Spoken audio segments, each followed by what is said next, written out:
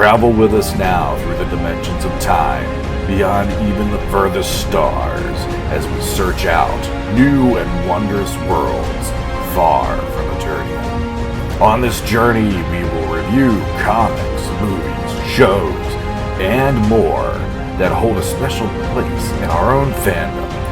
What new world will be discovered this week? Find out right now as Legends of Grayskull goes off-world! I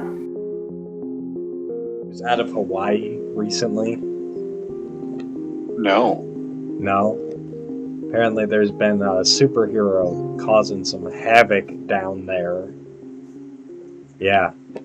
That Ezra Miller apparently has been just call after call on him down there, and he's facing all these charges and everything. I gotta say, I'm hoping this tanks his DC career at least, because that is still like one of the banes of even all the good that Snyder did in his cut. Like, Ezra Miller's Flash, and I don't know how much of that is him and how much of it is the way they wrote him, but I don't know. I've always liked Barry Allen, and that just is not the Flash to me. Ezra, I don't mind him as the Flash. He doesn't feel like Barry. Mm-hmm. I don't know who else he feels like, but I'm not that attached to the character, so yeah. Yeah, I guess maybe if he was Wally or Impulse or I don't know. He just he doesn't feel smart enough for Barry. Like Barry was he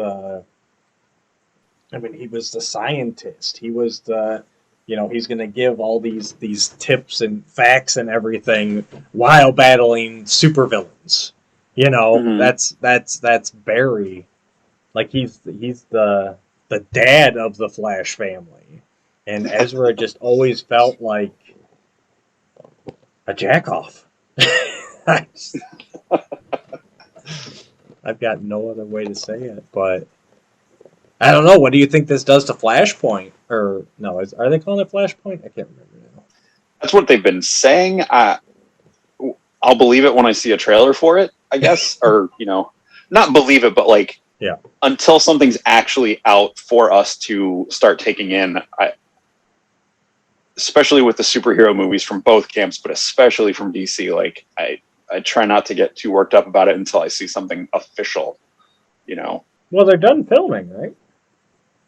I think so. I thought they were. I'm so out of the loop, just with keeping up on stuff, because all the fan speculation going through Star Wars, the new trilogy and all that stuff just kind of burnt me out on trying to stay up on stuff. Right. So it's I'll watch the trailers when they come out, I'll get excited when I see official release stuff. But for the most part, I obviously it comes up in the geek circles that I run in, but I try not to get too invested myself. Right. No, especially with DC. Let's be honest, I still haven't seen either of the Suicide Squads. I have no desire to. Well, I'll say I do. I have a little bit more desire to see the Suicide Squad now that I've seen Peacemaker.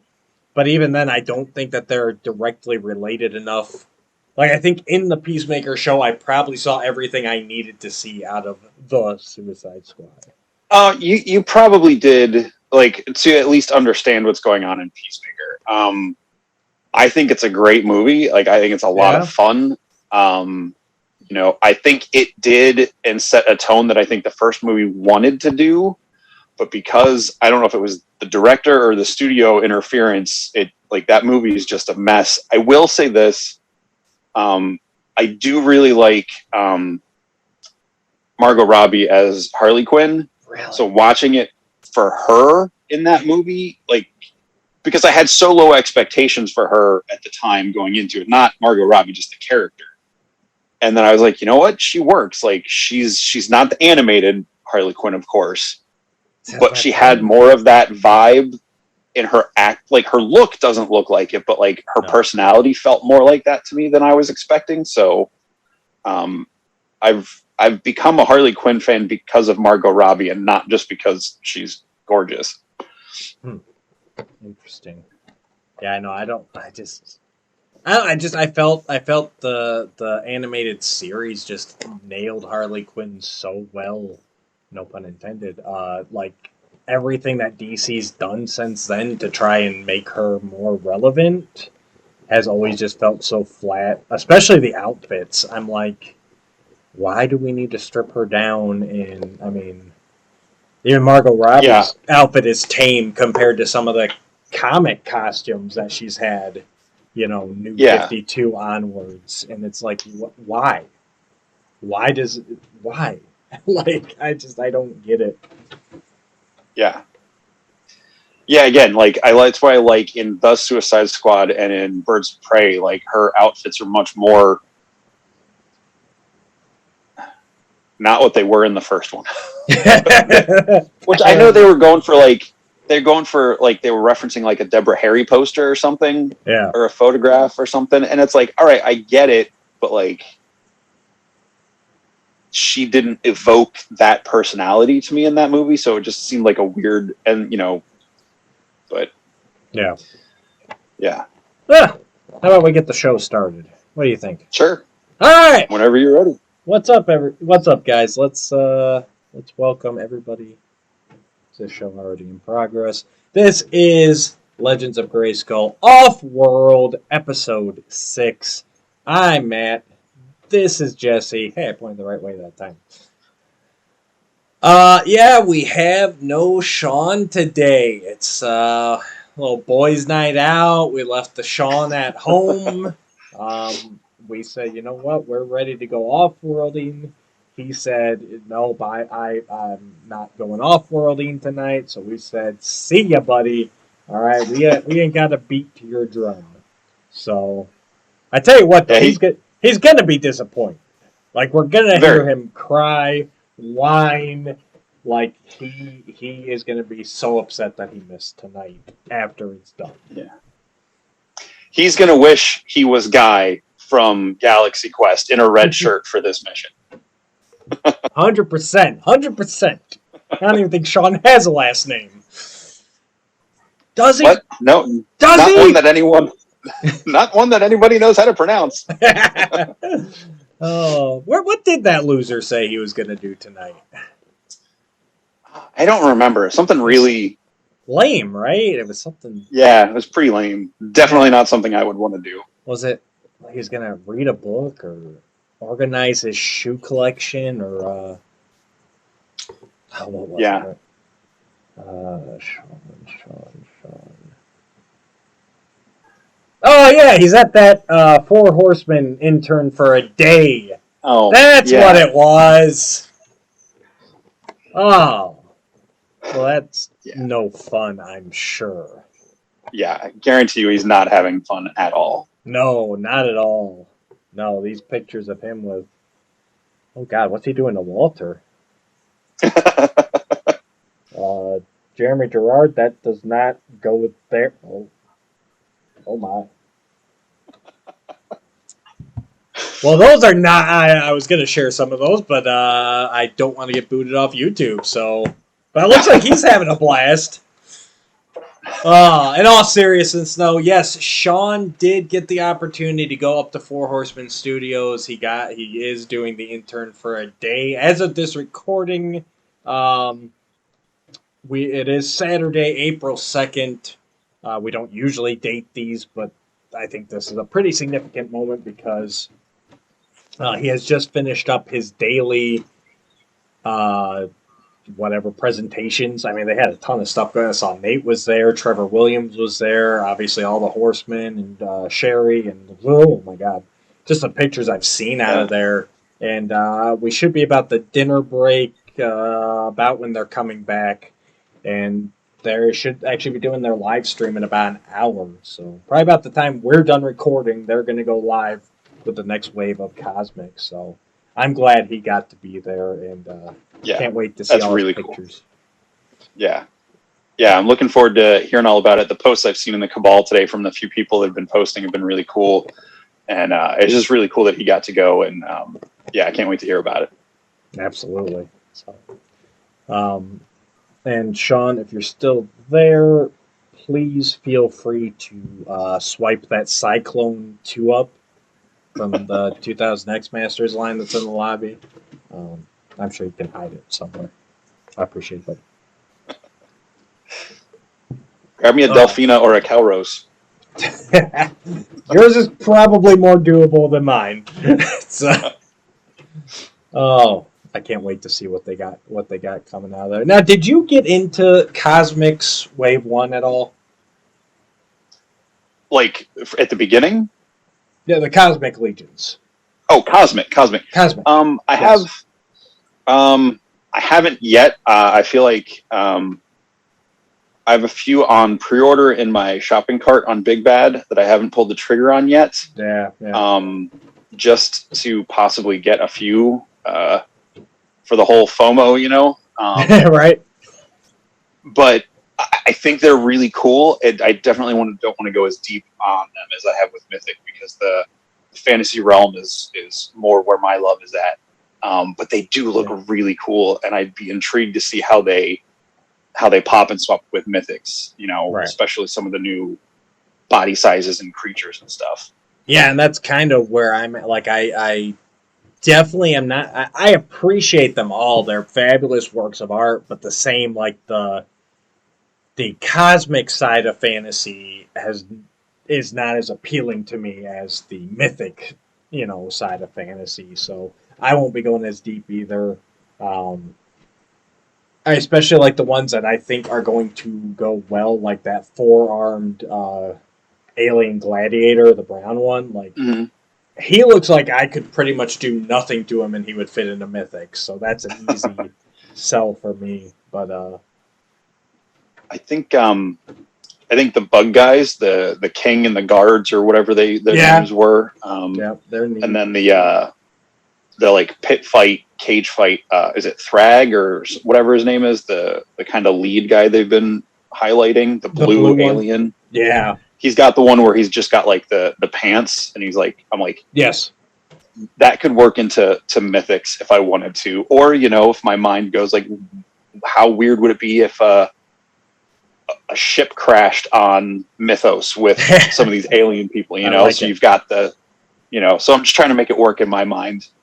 Yeah, definitely won't be going as deep. And there's I like that big, I think he's troll sized, but the green one with like the dome head and everything. And, the slog or slag, yeah, something like that. Whatever his name is. Yeah. We're terrible hosts. We don't even look up these names. But yeah, there's a lot of cool, they're all cool designs, but then at the same time, I'm like, how many big things do I need? And I'd rather get another troll than, you know what I mean? Like, it's that kind of decision too. But I'm curious to see what they unveil tonight, and hopefully it'll be some cool stuff. And maybe I should pull the trigger on that shopping cart now before all the new ones get announced tonight. And everybody goes and hits it. Yeah. Now, I do want to throw out there, speaking of mythics, and of course it's not pulled up anymore because Facebook likes to reload randomly. But there was a post in the Cabal today. And I don't like getting bogged down in negative, but I really want to address this because it's not the first time I've heard this. And basically I'll just read it. That'll work best while Jesse's checking out. I'm done. Sorry for the incoming angry rant, but I feel just before hype arrives for the next, I wanted to get it off my chest. Am I the only one bothered by the non-stop waves of pre-orders? We are still waiting on the Alithia Wave, Deluxe Legion Builders, Cosmic Legions Wave 1, and Poxes. I get that delays happen in production and shipping, that's life, but with Cosmic Legions Wave 2 and All-Stars coming up, I wish they would put the brakes on taking more of our money until they finish fulfilling the many other waves first. I'm a sucker for FOMO, and I love this line, but after going all in on all of these, and we'll probably do the same to these 2 upcoming pre-orders. I just feel like they're sitting on a lot of my money. Anyone else feel a bit burned to it too? Sorry for the negativity. I'm still excited for tonight's reveals. And he's definitely not the only person that I've heard this complaint from. So what are your thoughts, Jesse? I mean, there are 4 waves, quote unquote, that are on pre-order that have not been fulfilled yet. Mm-hmm. The only one I got in from actual pre-order with the Horseman was the Deluxe Legion Builder. That was my first time ordering directly from them. Right. And because I've really only been in the line for just over a year. I looked up when I got my first figure, and it was last St. Patrick's Day was when Thistlethorn arrived. So just over a year for me, and I'm like 60 some, almost 70 figures in at this point. Right. And you know, I got a couple of the Legion builders pre-ordered through that, and like I'm fine. Like even before I saw some more people who are not higher up, but more involved, you maybe communicate with the Horseman a little more, like giving the explanations. I'm like, all those seem perfectly valid. Like, yes, you're out the money, but it's coming. I mean, you know it's coming. Yeah, right. Like they're using that money to make the toys you're pre-ordering and the tooling and all this stuff. And I think between the All-Stars 4 coming out, the Aether Wave All-Stars, well, no, last year. Oh, okay, gotcha. Like those coming out, the surprise Krampus, the reinforcement wave. Yeah. Like, and all that stuff, and then the in-stock sale a couple weeks ago. Like, there's been enough stuff that you've been able to get in hand. I mean, granted, I want everything now, but nothing works that way. No. And I'd rather do a pre-order like this with the Horseman than go to Target like every other day looking for the exclusive Hasbro figure, you know.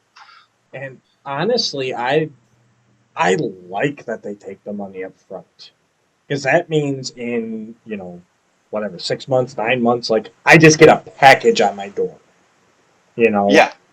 Unlike, I mean, Big Bad Toy Store is great, but I really wish that they would take my money when I place the order, so then I can just get a package, like instead of that 1 week where, you know, you're a little bit short. That's when your pre-order is going to come in. It's like, son of a... But it'd be nice if they had like a gift card option or something there on Big Bad. Like you could like preload a gift card, you know, so they don't take it out of that, but you could put your money into it or something. Which I guess anyway, go ahead. I guess I could do that. That's a good point, actually. Buy one of those like green dots or vanillas or whatever. Oh yeah. And use that on Big Bad. That way I just throw the money on there and it just sits there until they charge it. It's actually a really good idea, Jesse. I never thought about that. All right, we'll have to talk about that later. I'll have to look into whatever that is. Yeah. But I guess my thing is, you know, and there again, you bring up a good point I didn't think of. Like, look at all the stuff we've gotten. Like, you're pointing to all the stuff that's still out there. But, like, the Horsemen aren't a fly-by-night company. This is not Wave 1, Wave 2.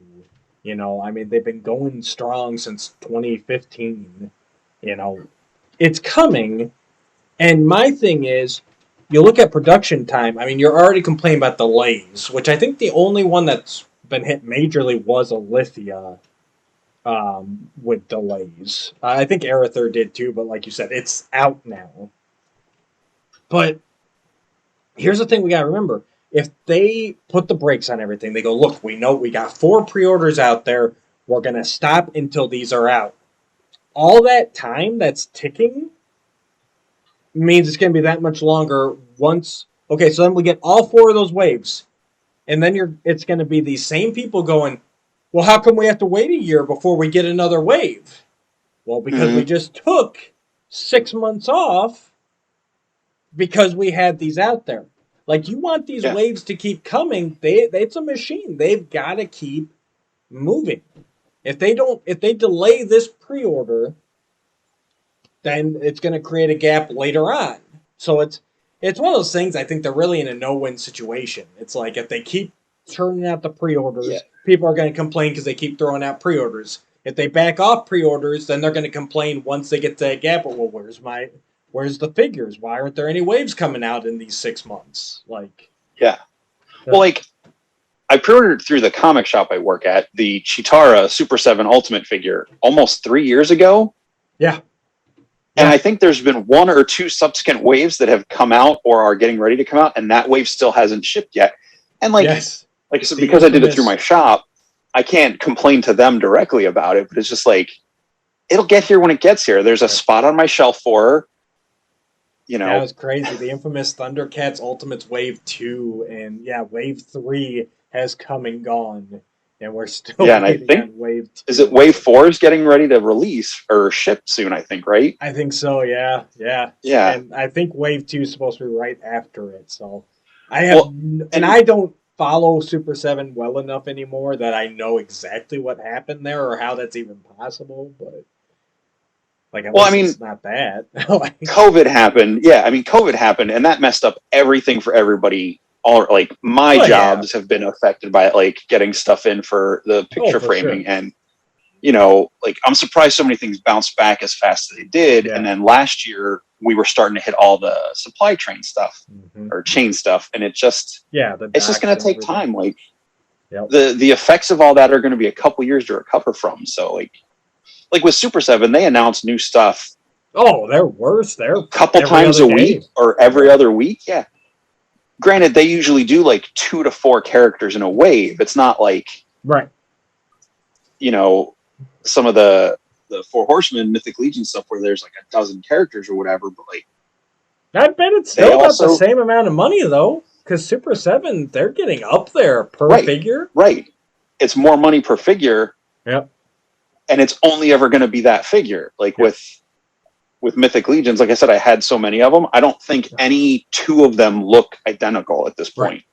Oh, the pop and swap. Oh, I fell down that rabbit hole this week with that stupid contest and the Cabal. I'm kidding. I didn't submit one. It was great. You didn't submit one? You got like 20 right behind you. Or right in front of you. I'm not sure where in your room they are, but they're there. I know that. Yeah, they're mostly up here. Yeah, right up there. I tell you what, though, the hard thing about that was the fact that it was limited to two named figures and 1 Legion builder. So 3 max, but one of them had to be a Legion builder. And I know we talked. I struggled with that because I'm like, well, I want this. Yours and was this, great. And this, and this, and this. So that was the hardest part of that contest was how do I get what I want to do with only 2 figures in a builder. Yeah, I had one that I thought about doing, but I couldn't remember where all the parts came from, and I couldn't remember if I went more than 3, and if one of them was, if they were all named or not. So I'm like, I didn't bother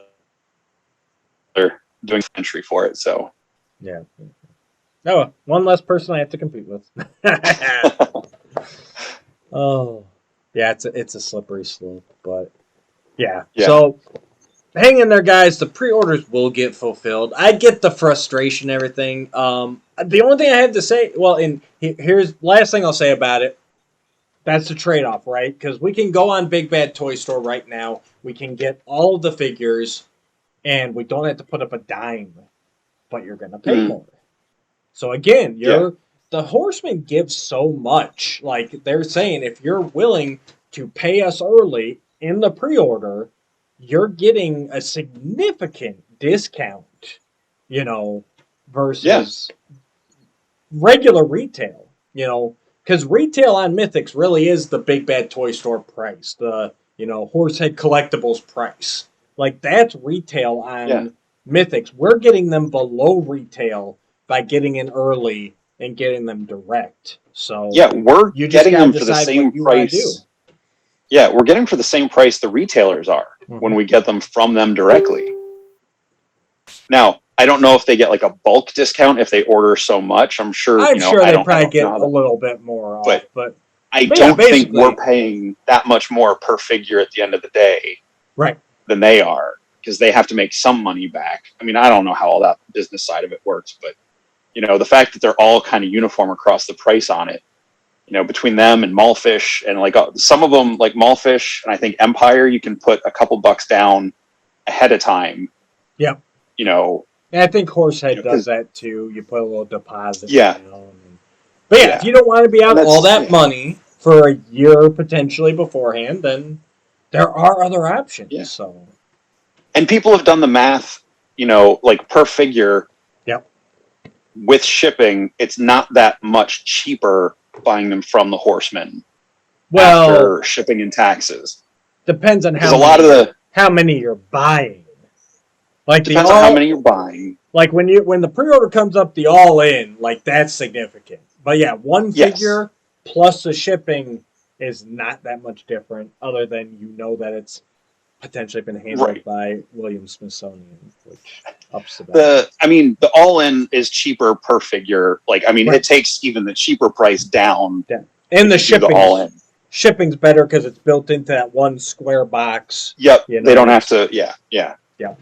So, and I read through a bunch of the comments, and a lot of people were supportive, and a lot of people gave good explanations. Like, it didn't turn into a nasty thing that I've seen on other groups and stuff. Right. And the poster, he seemed to respond to the comments and stuff, and seemed to be taking it all in. So it was like a good learning moment for new people, which I still consider myself new. I've only been in the ball for 4 months, 6 months. And I don't get handwritten notes in my shipments yet. So that's I got one. Did you? You got one? Look at it. Said my first reinforcement order. I had like a thanks for the order, Jesse, or something like that. Nice. So see, you're even more in than me. But see, you're in that sweet PA area there where you can be a Four Horsemen groupie up and down the coast. They don't come my way too often. I don't even think they come to Chicago anymore. I don't know if Chicago has anything anymore. But so you speaking of shipping delays, let's go into our new segment. This we're tentatively titling State of the Stores.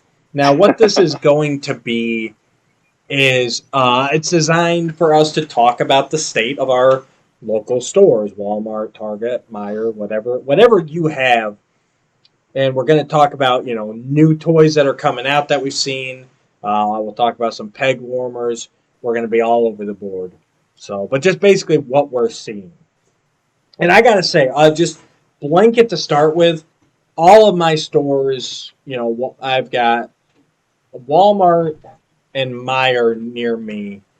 And then on my sales route for my job, I actually service a Walmart and a Meijer. So I'm in a Walmart at least once, at least 5 times a week, Okay. So one thing I have noticed is that all of them finally seem to be rebounding where there's actually toys on the shelves. Because for many months, it was just like pegs and no figures. But that's going to take me to my first peg warmer of the segment. And I think a lot of it has to do with the shipping delays. The Retro Teenage Mutant Ninja Turtles by Playmates. Those guys are everywhere. So many of them. I mean, I've got to say the Walmart I was just in today has at least 10 full sets of the brothers, the 4 turtles. Wow. I counted at one point they had 25 party wagons. Like they were all up on the top, double stacked. Now to me that's saying, because if you remember before the holidays, everyone was looking for them. They were like, I don't even think I saw all 4 turtles leading up to Christmas. Like, I don't think I ever saw Michelangelo, I think it was. And I never saw, like, them, like, it'd be like, there's a Donatello, a couple days, maybe a Leonardo, like, and I never saw the party wagon until, like, the past month. So to me, that's screaming, they got stuck on a boat somewhere. And this was supposed to be out before Christmas, and everyone's just getting them now. Because the quantities that my local store is getting is just obscene. So it means they're just saying, I don't know. Are you seeing the same thing over there? Yeah. So like, I got all 4 of them back in the fall whenever they were out. I ordered them through the store, and I think 1 was a store pickup, 3 were getting shipped, and then 1 of them got canceled because they didn't have it. Eventually, I got all 4 of them. I think I paid $20 for 1 of them on eBay just because like I wanted to complete the set and open them. Yeah. Which I actually didn't. I opened the van they did a couple years ago for San Diego Comic-Con. Mm-hmm. I had them on like displays, but the retro ones have the individual style cards. Yep. So I kept them in package, and I opened the party wagon box set. Yep. But yeah, I would only see 1, maybe 2 on a shelf. And then I would see like 2 or 3 Michelangelos at a time, or 2 Leonardos, and then I'd never see any of them. But yeah, lately when I've gone in, I've noticed pretty much all 4 of them are there, at least a couple deep on the hooks. Yeah. I think I've seen the party wagon once or twice, but it was definitely not like a stack of them. Oh no, it's a stack of them. I know they even clearance some of them down. I think they were like 25 or something like that for a minute there. And yeah, it's like, and you know, so to me that screams like, and that's an easy Christmas present, right? Like somebody in our lives is like going down the aisle and they're like, oh, Jesse liked turtles. I'm gonna grab I know my mom, she still sends me figures for Christmas and stuff. Like usually it's stuff I have already, but like same thing. She just goes down the aisle and says, oh, here's a He-Man figure. I'm gonna send it to Matt because that's my thing. Like, so yeah, I definitely think that those should have been out before Christmas for that reason, and it's just the delays. I mean, even the collector's section over in Walmart, like I'm seeing a bunch of Christmas Story stuff pop up. Mm-hmm. I'm like, now, did you really? And maybe I just don't know the industry, but I'm like, did you really plan this for an April release, a March release? Like that just seems odd. Yeah, I agree. There's like the multi-pack, like the kind of gift box sets of stuff, like the Mariah Carey Christmas ornament. Yeah. Like in the Walmart collector section. Yeah. And it's just like, these are really strange. I think like all the Christmas Funko Pops came out like after New Year's at our store. Yeah. And sometimes like they'll get a small shipment of very limited quantities, and then everybody freaks out, and then like with the turtles, several months after they were supposed to be out, there's a flood of them, and now, and I don't care about the value of my stuff after the fact. Like that's not I only care if I have to pay that much to get it from somebody else. Right, but it is that thing. It's like, it's, Rise of Evil 2-pack. I mean, that thing was going for big bucks when it first came out, and now they're glutting everywhere, So what... anything else that you're seeing? I guess we'll stick with peg warmers for a moment. Are you seeing anything just peg warming? No one seems to be interested. A lot of the McFarlane stuff is sitting on the shelves. Certain waves, certain figures, certain waves. Not, and I'm not putting them down or anything because I buy some of them. But like, I've been seeing a lot of the King Shazams lately, and like the armored Batman, and like kind of the alternate suit Batmans that don't seem to be as much of a because he's kind of like flooded the engine with Batman specifically. 100%. Yeah, that horse wave is everywhere right now that I'm seeing, and it just seems to be. I've seen a couple of them, but not a whole set. I think mine had to have pretty close to the whole set. But I know the Target by me has had an entire peg full of the carbonized Black Series Biker Scout Trooper. Oh, yeah. For Star Mine Wars. is I think they finally cleared them out, but it was the... what's her name? The Armorer from Mandalorian? Yeah. And the carbonized. There was like a whole... I haven't seen her forever. It was crazy. and they've only been there for two or 3 weeks, and then they restocked, and I saw like a whole bunch of the heavy. I think it was the heavy Mando and him, or someone else, and then unfortunately, there's always, whether it's vintage or Black Series, there's always at least 2 or 3 Landos of each style sitting on the shelf, and it's like I was excited to get the General Lando from Return of the Jedi because I like that figure better than the Empire one. The figure. So I was really excited to get him, and then I just see him everywhere. Ain't that the truth? I got. It actually seems to be taunting me because out of the Spider-Man, the retro wave, I don't even know what it's got like the animated series card back. You know? Yeah. Hammerhead and Shocker are just everywhere. And all I want is a black suit Spider-Man, and him and Ben Reilly are the only ones that I have never seen. I have seen Armored. I have seen, I think, the Hobgoblins in that wave. I've seen everybody except for the Spider-Man. I wish I would have known you were looking for him. I saw him a couple weeks ago. It was only one of them. The black suit? And I was tempted to get it, but I'm phasing out my Marvel Legends. And I'm like, but it's Black Suit Spider-Man. Maybe I'll just leave this one in the cart. And I'm like, I'm going to put it back.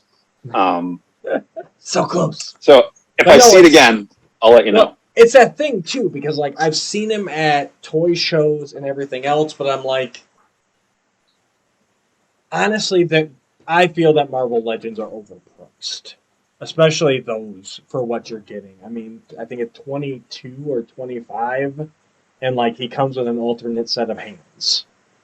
Like, but it is that thing. I'm the same way. I'm like, it's Black Suit Spidey. Like that was a huge moment in my childhood.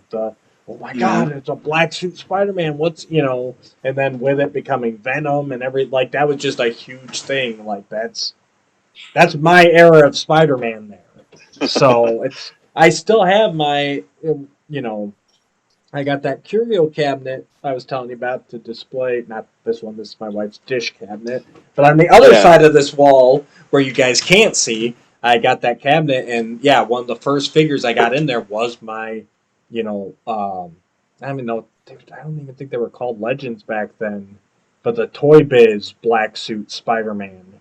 It was like first wave. It might have been called Spider-Man Classics or something like that.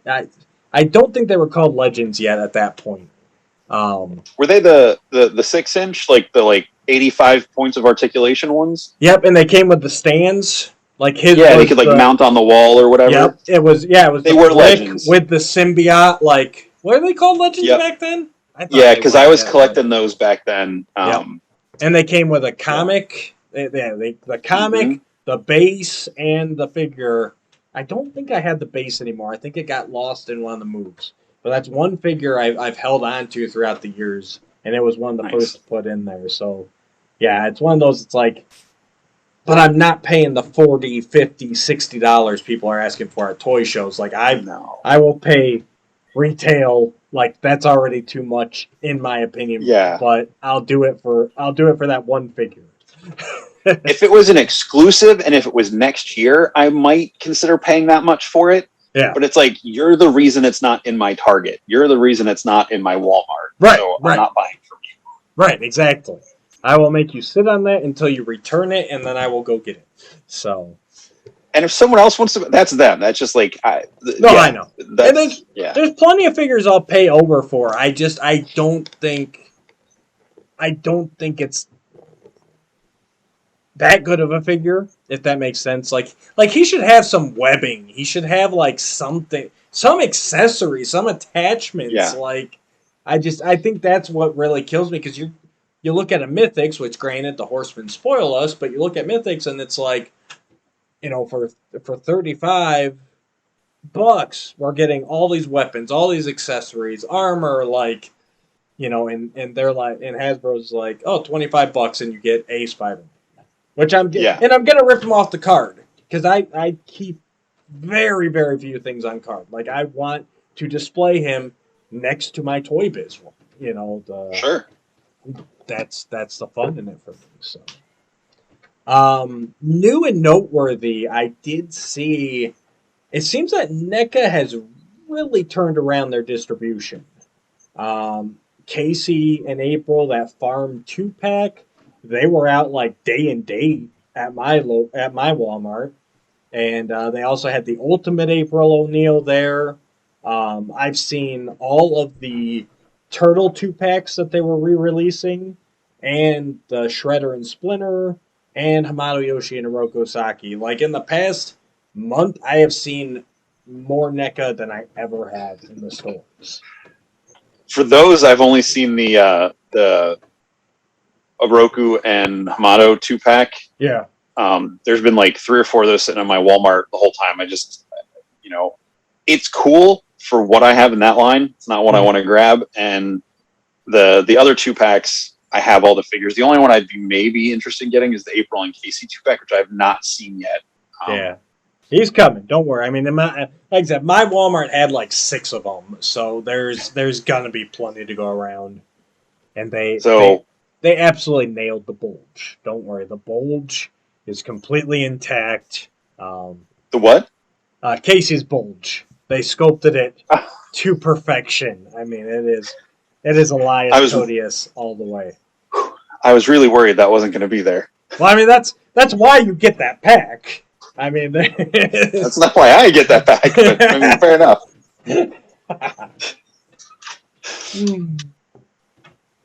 But yeah, if I was gonna pick up a Casey in April, it would be that pack. And I think she looks better in that than she does in the reporter outfit. The ultimate April O'Neil figure. So yeah. But I actually don't have any of those. I've been contemplating getting the movie Turtles, but I haven't pulled the trigger yet. And it's not a line I would want to go deep on. Honestly, that's one I could probably just do the 4 Turtles. Maybe Shredder, or maybe I would just get the Super Shredder. Like, I don't know. But that'd probably be about it, honestly. I think I could stop at 4 to 5 figures and be like, yeah, movie line's complete. I've got all the characters from the first movie, except for Danny. I didn't care enough about Loot Crate to do the Danny figure. If they did like a standard release of him in a store that I could just get, maybe. Probably not at this point. But now, if they make a Sam Rockwell foot gang guy, I will totally get that. Sam Rockwell and I'll probably over get Danny. The central viewer's focal point is a no, but the guy menthol irregular, and he had to come with the cigarette cartons, right? Oh, absolutely, absolutely. And I just did that thing because Shawn and I we saw that movie together opening day, right, 31 years ago or 32 years ago, whatever it was. And there's certain lines that we'll just be hanging out or talking or with other people, and that regular menthol or pork rind, and it's just it takes you right back. Now, I did forget about Toka and Razar though. And I love me some Secret of the Ooze, so I'd probably get them before I got Shredder, to be honest with you, if I was gonna get villains for them to go against. Contemplated doing the reorder that they put up. Yeah. I think it ended this week or ends this weekend or whatever, but I don't know if they're really cool looking figures, but I tore my Super Shredder apart to customize for Mythic Legion stuff, so. But the Token Razar look really cool, but they wouldn't fit in the display I have of the Turtles. So I'm probably just going to hold on. The only other character I'll probably get is Kino. Oh, yeah. And if they ever get the rights to do Tatsu, I'll get him. Yeah, that's the surprising one that they haven't hit him yet. And I gotta figure it's him holding out.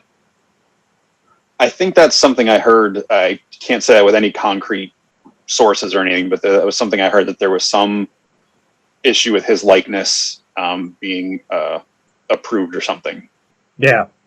Well, that's what's the problem with Casey for so like they released that first Casey with just the hockey mask because they didn't have Elias's permission yet. Yeah, I think I saw someone pull the mask off and try to like customize it, and it Right. definitely was not sculpted based on his face. No, not at all. No. They are all still available for pre-order on NECA right now. It doesn't show an end date on their site, but yeah, you can still get the Tokarazar and the Turtles 2 4-pack, so, and the accessory set. So that's all still out there if anyone's interested. So what about you? Anything new and notable in your stores? Yeah, I can show a couple things off. I was on my way to D&D last night, and I had to stop in and get some shredded Parmesan cheese for our dinner. Mm-hmm. And as always, I ran through the toy store real quick, or the toy section, and I did find Perceptor. Oh, nice! From the War for Cybertron, whatever. Or no. Well, it's the Studio series. Sorry, I'm sorry. He's part of the Studio series. Yeah. Yeah, there's so many lines now. No, he looks great. Yeah. I had him on pre-order at Big Bad Toy Store, and it was saying, I think, like December or something for his release date. So I was like, well, cancel that. Now, did those ones transform the Studio series or no? Yes, the Studio series are just like the War for Cybertron trilogy figures. Gotcha. I have them in with the rest of my Transformers display because they look, they don't have the weathering and damage that they started with Siege, but like they still are. It's like the same design aesthetic for them, and I think the Legacy line is too. I think that's kind of the new wave. It's just they have to have specific branding for them. They can't just call it Transformers. Yes, just to mess with you. Apparently Blaster is coming out, and he's in both the Legacy packaging and the Kingdom packaging, but it's the exact same figure. Sounds about right. Yeah. Yeah. So then the Mint and Box guys are like, I need both. So yeah, I've been seeing a lot of the Beast Wars stuff at my stores, which is really cool. That's the retro stuff. Yeah, the retro Beast Wars stuff, the same packaging and everything. Like I'm not gonna pick anything of it up, but it takes me back to middle school when my buddy Nick was really into them, and yeah, there's some good figures out of that line. I mean, and the show was really good. I have not revisited it, but it's one of those that just kind of sticks in my mind. Like I enjoyed it overall. So that was a series that never, because I don't think I was really aware of that series until I was in college. Yeah, I don't remember when it came out, but like mid to I late saw 90s, some of 96, 98. Yeah, I mean, I started college in 97, so yeah. Yeah, you're old. We know. Yeah, you'd like to throw that in there every time. I do. I really do. And it doesn't bother me. Yeah, first episode was September of 96, and it went for 3 seasons. So, yeah, 96. So, yeah, senior year of high school, I was still a nerd and geeky and into all sorts of stuff, just not Beast Wars. As much as as a guy who loved animal characters as a kid, Animal Transformers, when they weren't the cassettes, always kind of weird. Like, it didn't make sense to me. Like, right. Yeah, it's I had a couple of the egg ones, in the late 80s. They had those like eggs. Yep. And then I don't know if they were the Pretenders or the ones where it was like a bear with like a gun on it, and then like a figure came out of the middle of it. It was like a shell, like almost like an Easter egg that you opened up. And I think that was Pretenders, yeah. And I know there was like the humanoid ones that looked like people, and but anyway, yeah, I do see a lot of those, and a lot of the Jurassic Park reissues and repaints. Yep. Excuse me, Jurassic World stuff are peg warming, where they were really hot over the last 2-3 years since was 18 when Toys R Us was closing. Yeah, and I think once Fallen Kingdom, Dominion. Well, I think once Dominion comes out, it's gonna all that dust will be gone off those toys. Like, yeah, because they're just the thing like good Dino toys at a reasonable price. They were, and for a while I had almost every single one. I've cut it back to ones that were mainly featured in the movies, and then a couple others I'm saving to work into my Mythic Legions, and a couple ones I just really like the designs of. But yeah, and so those are things I see peg warming. Even though I liked season 1, I didn't watch season 2 yet of the Masters CG show. I see a lot of those figures sitting around. Those are good toys. Those are the best $10 toy in the toy aisle right now. I would say I'm not collecting them, but I like them. Again, I'm cobbling them into Mythic Legion stuff. The McFarlane Avatar $10 figures are pretty decent. I've heard good things about those too. Yep. For like filling in some like Legion builder stuff, especially with like the Goblin extra heads and stuff you get. It's really easy to put a couple extra bodies in your display. Absolutely. Wow. It's good stuff. Real quick, I did get a Demona last week. Nice. She's been a hot one. God, those my friend. Are great. Yeah, they're the only thing I don't like about them is the wings. They're really brittle sounding plastic. Well, yeah, it's nervous. It's NECA, so they have to have brittle plastic. So when I got Bronx this week, my friend messaged me, and so there's the folded wings for Goliath. Nice. Now, are those any softer? Yeah. Yeah, they're like a thick kind of like leather. Like they're thicker than the pieces on Mythic Legions. Yeah. It's denser, and of course, Bronx. He's great. I've seen him. He could easily be army. He's got like a soft. Yeah, he's got like a soft skin over whatever's underneath. That the pegs plug into and stuff. But yeah, he's cool. He comes with a alternate head. Well, he did come with an alternate head. There. Oh yeah. And then like a rack of meat of some sort. I love it. And then Shawn and I's mutual friend Andrew found this for me because I'm a big Raph guy. Oh, the Frankenstein Raph. Yeah, so I'll get him in the April. I'm not going to do the whole line, but he's got like actual like plastic chains that are definitely his electro size. He's got different hands, and the packaging is really cool. I don't save a lot of my boxes, but I saved that one. Right. And the last new thing, this was on during the Target Con or Walmart Collector Con. I have the Pac-Man from SH Figuarts, like $25, like ridiculously articulated Pac-Man figure for being a ball. And I've been wanting to get one of those Jakks Sonics, but like they all look too small. And then I saw this one in the Target Con or Walmart thing where it's painted like cell shading. Yeah. And it comes with a skateboard, which I guess I'm not as into Sonic because I don't remember the skateboard ever being a thing, but I wanted him to go with my Pac-Man on my retro shelf of nostalgia stuff. So that actually reminds me, I stopped at a Target on my way home today, and I saw the Sonic 2 figures had hit. Yeah, I'd forgotten about those, but they look good. I mean, they look like Sonic. Thank God, thanks to the internet and all the fanboys. Like, I'm really excited for the Sonic movie. Like, the first one. For all the not Sonic it is, and all the not Sonic I was worried, like with the trailers and everything else, like it's actually a pretty damn good Sonic movie. It's pretty decent. Yeah, I watched it on Netflix last year whenever it came out, or whatever channel it was on. Right.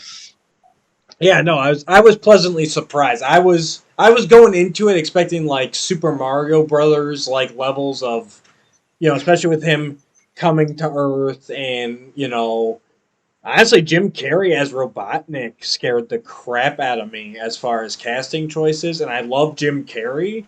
I love '90s Jim Carrey, so like I was really worried, but then we watched it and I'm like, all right, this works. And I know in like the recent animated series they've done a lot more of the Sonic on Earth stuff.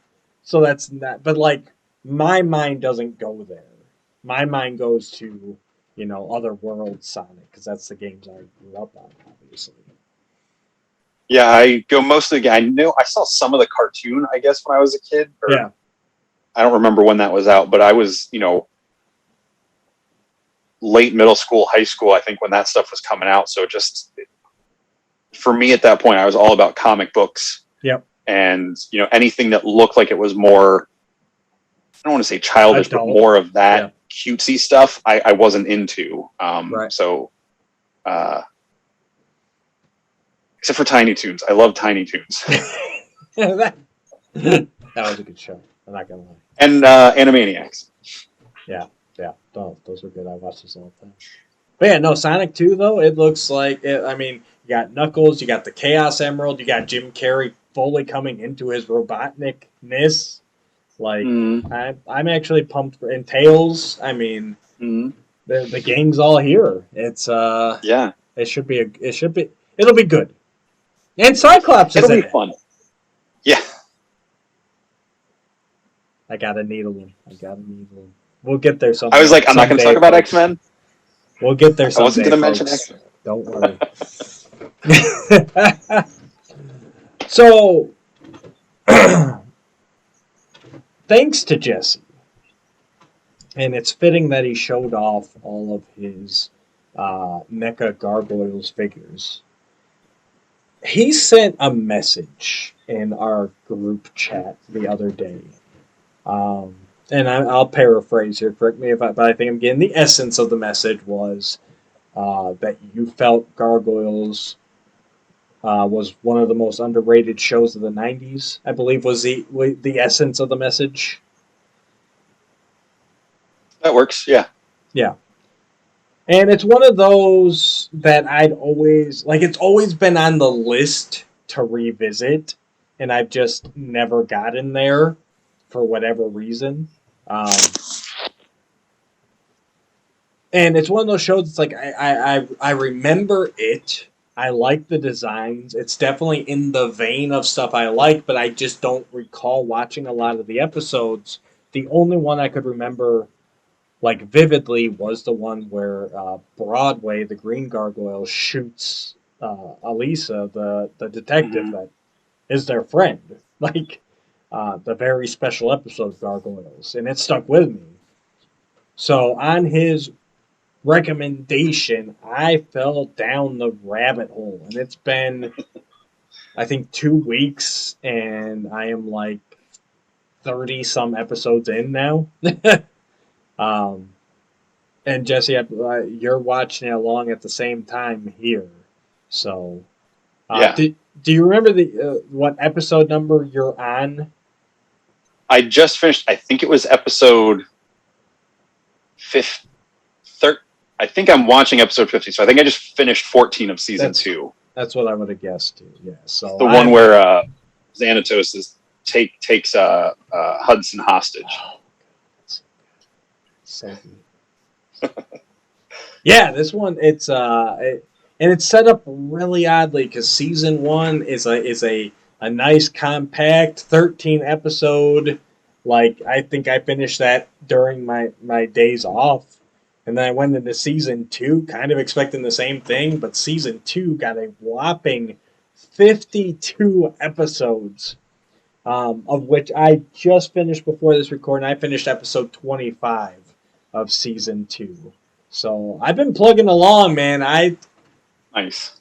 This show, it may be ahead of its time for today, to be honest with you. And guys, if you haven't revisited it, we're probably going to drop some spoilers here, so just be warned. But we gotta talk about some stuff here. So, Jesse, what do you? You were a little bit older than me too when it came out. So, what do you remember about? Did you watch this, follow this religiously in its initial run? I tried to. I think just with the way my life was when this was coming out, I once I got to like middle school, my stepdad would take me to work with him a lot in the evenings after school, and I'd still have to get my schoolwork and stuff done. Or by the time I got like later middle school, high school, I was really involved with the youth group at my church. So I wasn't always able to watch all the things I wanted to watch, and I wasn't coordinated enough to remember to like set a VCR to tape stuff. Right. It was kind of like, oh, this is on, I want to watch this. Oh yeah, for sure. So that one, I don't remember where I fell into it, but I loved it from the first time, whatever episode I saw it. Mm-hmm. And it must have been somewhere in season 2 that I saw stuff, because then I saw, I guess during reruns of it, they played like the origin story. I saw that much later in my viewing of it. I definitely have not seen all of it until now. Like I said, I'm about 12 or 13, 14 episodes into season 2. But I just remembered, of course, the episode where he shoots Elisa by mistake. Mm-hmm. I remember the Wolfpack characters, stuff with Macbeth. My memory of how Macbeth was off, because I've had so much of it in my head of the actual Shakespeare story since I saw the show, that I forgot he was more of like a modern bounty hunter type guy mostly in this show. Mostly. And then stuff with like the Weir sisters and Puck and like all that stuff. Like I remember some of that other things, and so I just really liked how it was progressive storytelling, even though I missed out on some of it. I was like, oh wow, this isn't just Raphael, forgets his sigh and, gets mad at everybody, or, Michelangelo gets his feelings hurt, so he runs away and meets a clown or something. It was just, it wasn't just like random episodes. Like they had some of that, but it all still helped add to the story. Like it let you get to know the characters. It was building something up.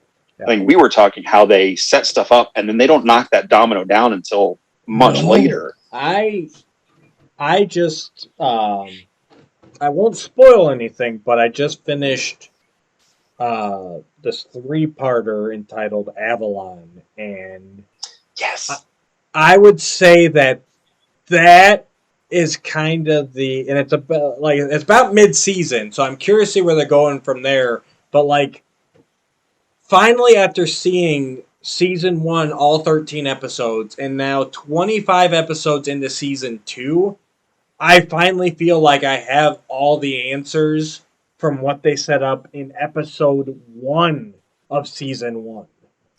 Like they were throwing stuff out there that I was like, wait, what? No, like that doesn't make sense. And then they just left it. Like they're just like, yeah, we're moving on for 32 episodes after that. And I'm like, but they got there. They got there. And the thing is, like, again, I'm not going to, I obviously you remember some of it. His eyes lit up when I mentioned Avalon, but like nothing in that first episode was throwaway. Yeah. Everything in that first episode was intentionally there. But yeah, seeing how all that comes to play, how all this is set up, how the just the forethought and the planning, like there's no way they even knew they were getting a season 2. In those days when that season 1 aired, but they still did not. Like there was no. You can tell when a show like tries to hastily wrap stuff up at the end of a season because they don't know if they're getting another one. And they didn't do it. They said, nope, we're going to leave it here. Obviously, if we get another season, we'll get to it. If not, like, this is just how it's going to go down. But yeah, I think that's what's most impressive. And honestly, that would have been lost on me as a kid. And the amount of stuff they go back to. I mean, especially in season 2, almost every episode starts with a previously on, but it's not like a previously on like where last episode. It's previously on like, hey, remember this from season 1? Yeah. Anything you could have watched up to this point is open Right. for insertion in that flashback. Which I love. Previously. I love that the creators were like, no, kids are going to be trying to follow this. Kids are not going to be able to sit down every day. Like, they're going to... I mean, growing up, we missed episodes. And you just missed them. Hopefully, during the summer, you were able to catch back up, but that was your best bet back then. Or, heaven forbid, like, the episode you missed happened to get onto a VHS release. You know, they didn't even... Kids, they didn't even release all of the episodes back then. It was like select episodes for most shows. So, but yeah, the fact that they took the time and they said no, we know kids are gonna forget some of this stuff. We know they're gonna miss days but they still present it in a way where it's like, hey, look, if nothing else, here's your bullet points before we go into this new episode about Macbeth or about Demona or whoever. Is Avalon? I'm going to say a name. I don't. Okay. Is that the story with Oberon? Not Oberon in person. But is that name mentioned in that story arc at all? It is mentioned, yes. Okay. So, because I think that might have been some of the early stuff. Yeah, he's mentioned quite a bit because I mean he's obviously with Puck, and there's the Talisman as well. Like, I wouldn't be surprised if he shows up now that you mention it because he is. I just knew that name and that character had a significance in the show. I just couldn't remember. But as soon as you said Avalon, I think those were some of the early episodes I saw because it had all that kind of medieval sword and sorcery fantasy stuff mixing in. And I don't remember exactly how those episodes specifically played out, but when you said Avalon, I'm like, that's what I was looking for. You're gonna love it. I'm getting close to it, so you're gonna love maybe tomorrow. And that's the thing. It kind of builds to this fever pitch, and it's like, you know, and I like that they set their rules in this show. You know me, I'm a big rule guy. Whenever a show or something like breaks its rules, it ticks me off. It drives me nuts. But like, and I didn't realize this. Like, they set up that the gargoyles can't fly. I always thought they flew. Now, you know, even though they specifically say in one of the early episodes, like, we don't fly, we glide on air currents. Like, and you'll see that. You know, if they're on the ground, they don't take off. They've got to climb, you know, get up high, and then they can, you know, fall in the And that always just takes me to that moment in the opening sequence, like the intro, when you hear Goliath roar and you see him like clawing up the wall, and you hear those like those deep sounds and I'm like, oh, I just remember that hooked me so much with the music and everything was so good. No, 100%. And I like, you know, and it also kind of it takes out the safety net too, right? Because like these characters are they're powerful, but they're gliding. Like, they can fall. You know, we see in the first episode or the first like the first 5-parter, you know, with Demona, like she falls and they legitimately believe she's dead because they can fall. Like there's lots of real stakes in this series, and just the whole concept of them turning to stone by day, where they can just get smashed. Oh yeah, they're completely defenseless. You know, and it's like, it doesn't even take like a wrecking ball to destroy it. You know, like someone with a really good sledgehammer could destroy it. Like, I just really like that they did that, and it's so good. Yeah, I mean, in the like I said, we can go spoilers here. I won't spoil past where you are, but yeah, in the opening, you know, saga, the majority of their clan is destroyed by a guy with a mace during the day. Like, and I never realized that. I always thought that it was just Goliath and, you know, his squad. You know, and then, like, I'm watching that first episode, we go back, and there's, like, all these gargoyles and all these unique designs. I'm like, oh, shit, this is cool. Oh, shit, they killed them all off. You know, like, damn. Yeah. And then you get the stuff with Coldstone where he's like the three spirits like inside his mind, kind of like the whole Lawnmower Man kind of alternate reality they were in and stuff. Yeah, and there's another slow burn, right? So, guy, if you haven't watched in a while, Coldstone is Demona and Xanatos create this like gargoyle cyborg hybrid out of a bunch of smashed pieces of the gargoyle that got killed, in the beginning, and then with robotic parts and magic, and it's really cool. But yeah, it turns out that he was actually cobbled together from 3 different gargoyles. And so in his head, he's got 3 personalities. Plus, for a while there, the Xanatos computer programming as well. But again, like, we don't even... Like, he's got a whole episode devoted to his creation, his threat, and the gargoyles dealing with him. And then it's not until his second appearance that we even find out why he was so crazy. Like, that's the kind of slow burn this show does. And that reveal, I was like blown away. It almost even... Lawnmower Man was a good one. Me, I'm a Masters guy. My mind went to Manny Faces. It's almost even like he's got... he doesn't physically transform, but like just in his head, he's got like the 3 personalities that can... And any of them can control him. Oh yeah, and one of the gargoyles that's in his head is evil. So yeah, and the other one's his girlfriend. Yeah, it's him, his girlfriend, and then a jealous gargoyle because he wanted the girl. In this resurrected gargoyle cyborg body for all eternity. Yeah. Oh, and there's a computer virus too.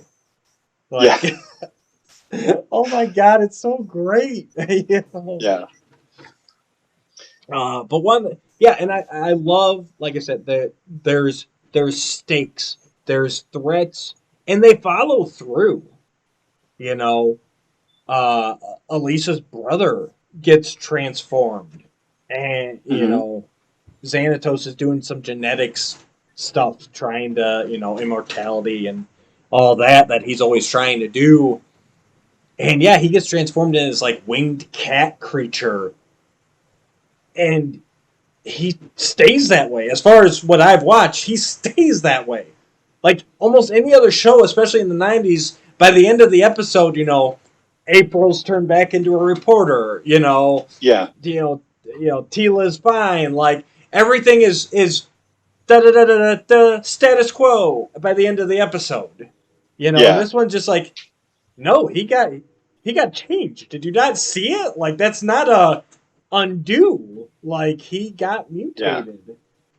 Like, oh my god, it's just the real stakes and the consequences of these actions.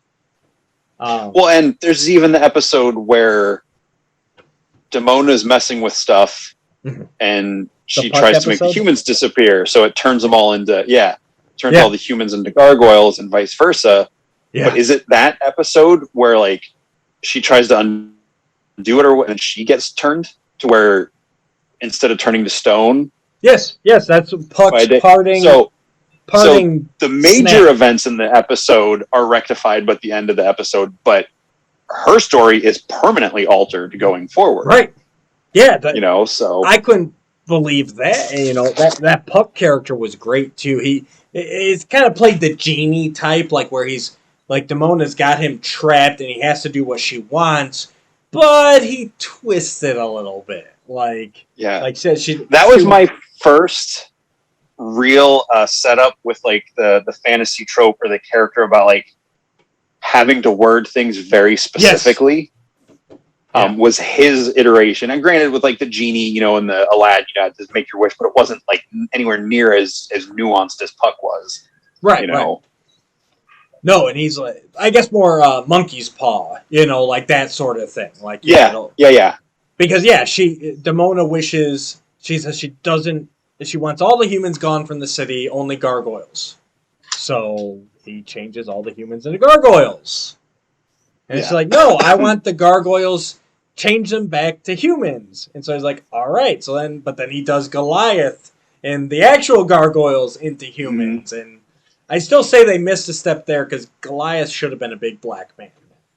I'm just saying. Voice-wise, I agree with you, but based on the fact that everybody was in Scotland, I think that's probably why. Yeah, maybe. Majority of the populace in Scotland in 900 AD or whatever he should have would have just been like Keith David. That's all I'm saying. He should have at least been the same color as Elisa. Yes. Yeah.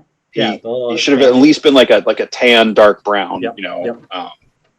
Oh, for sure. But yeah, that was, and that brought up some stuff with Goliath and Elisa, like that I hadn't really thought about up to that point. Like they got some chemistry going on all of a sudden. And I guess because I saw later stuff before those episodes, and I'm just kind of a sappy romantic kind of guy anyway with those sorts of things.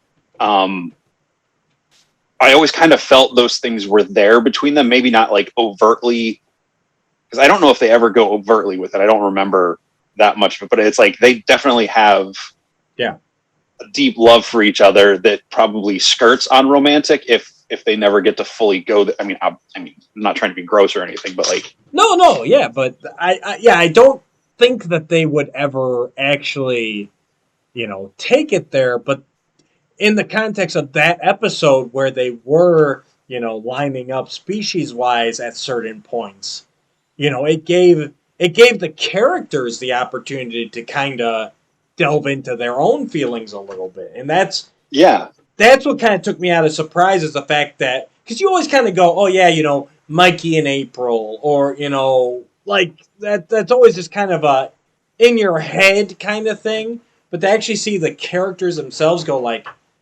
well, wait a minute. Like, you're a gargoyle. I'm a gargoyle. Like, that's what took me by surprise. Like, the fact that they actually went there, given the circumstances. And it's definitely changed the way I view them afterwards. I feel like when Elisa turned into the gargoyle during that episode, she, it's after 8. What do you call it? It wasn't like she was drunk in a different personality, but I feel like some of her like human inhibitions were gone. So like some of that stuff I think came out because of the transformation. Right. And she was excited when she turned into the gargoyle because she thought Goliath had gotten turned into a gargoyle, because in her mind she had always been a gargoyle. So it's just like some weird little, it was just, I like the little subtleties they did to. It's almost like when Christopher Reeve as Clark Kent will just like stand up a little straighter when he's about to turn into Superman. Yeah. It was subtle. I liked it. Yeah. No, and I liked that too. Where after they were changed, both sides, when the gargoyles were changed to humans too, they were like, "Wait, we're always human. We've always been human." Puck's not only changing them, but he's like rewriting it. Like that's.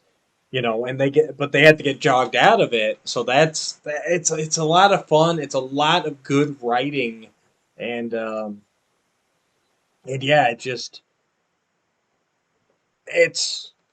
even for the 90s, I feel like, it obviously feels like a product of the 90s, but I think it's also achieved the Batman the Animated Series kind of thing, where it's kind of like every time and no time and totally the 90s. Like, it just kind of like its own unique world that feels at home no matter where you are.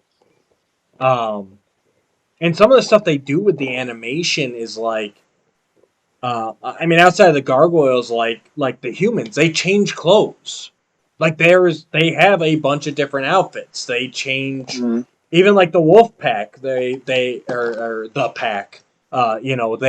They get upgrades, they change, they evolve. You see them in street clothes, you see them in, and I know that stuff like the X-Men was starting to do around that time too, but it's always refreshing to see that, because, growing up, you're always like, April's always in the yellow jumpsuit, Vern's always wearing that tie and shirt, like, but they actually see it, Elisa especially, like, and you got stuff like she shows up wearing the Belle from Beauty and the Beast costume. And you're like, oh yeah, this is a Disney show. Like, because for a second there, I'm like, wait, how's she wearing it? She's totally Belle. And then you're like, Oh wait, no, it has always been Disney's Gargoyles. Like this is not. You kind of forget that because it doesn't register in my mind with like the Chip and Dale, the Tailspin, but it really was. Yeah, yeah. It's there's. I haven't watched. I mean, I know there are other cartoons that have done this, but I think the only other one that has stuck with me, not as long, but that did that kind of progressive storytelling in that way and like character development is the Clone Wars animated series. Yeah. When I initially saw that movie, I was like, all right, this is for kids. I'm out. Like, I didn't think it was bad. I was just like, it's not for me. So I'm not going to invest time in it. And then 2014, 2015, I was needing to scratch that Star Wars itch and it was all on Netflix. So I started watching it and I was like, oh man, yeah, I didn't make it very far. I'm going to try to at least get past where I was. And then they started like doing stuff with the Ahsoka character who initially I couldn't stand. Right. And by the end of that series, I was like, she's my favorite Star Wars character, So like, so I'm looking forward to, getting further into, Gargoyles and seeing where it all goes and everything. Yeah.